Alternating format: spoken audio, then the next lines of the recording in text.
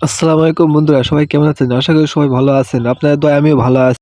আমার দোকানটি আপনাদেরকে দেখানো হয়নি এই কারণে আজকে আমার দোকানটি আপনাদেরকে দেখানো হচ্ছে। কারণ আপনারা আমার দোকানে আসবেন। এবার রাত অনেক হয়ে গেছে এই কারণে সবাই দোকান বন্ধ করে বাজারে সবাই চলে গেছে। এই কারণে আমার রাত হয়ে গেছে, নেট হয়ে গেছে। এই কারণে বাসায় যেতে হবে। বাসায় যেয়ে এই কারণে দোকানটি তুলতেছি। দেখেন সব মাল গোছানো হচ্ছে। দেখেন ধীরে, ধীরে এক, এক করে সব মাল আমি প্যাকেট করতেছি।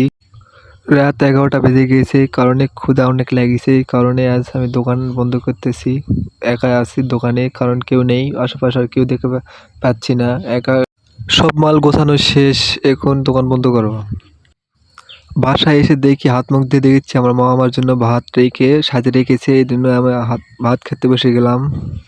ভাত খাওয়া শেষ করে দেখছি বিছানায় দেখছি কম্বল বের করে দিচ্ছে আমার আম্মু। কারণ আজকে শীত অনেক হয়ে গেছে এই কারণে বিছানাটি আমি একাই করতেছি। কারণ আমার বউ বাবার বাসায় চলে গিয়েছে। কারণ বাবু হতে গিয়েছে এই কারণে নিজের কাজ নিজেকেই করতে হবে। এই সঙ্গে আমি বিছানা ঠিক করতেছি একা একাই। আপনারা ভাবছেন যে আমি কি সঙ্গে একা একা বিছানা করতেছি। আমার যেহেতু আমার বউ বাবার বাসায় চলে গিয়েছে এই কারণে আমি একা একা আমার কাজ আমি নিজেই করতেছি। আপনারা কিছু মনে করেন না।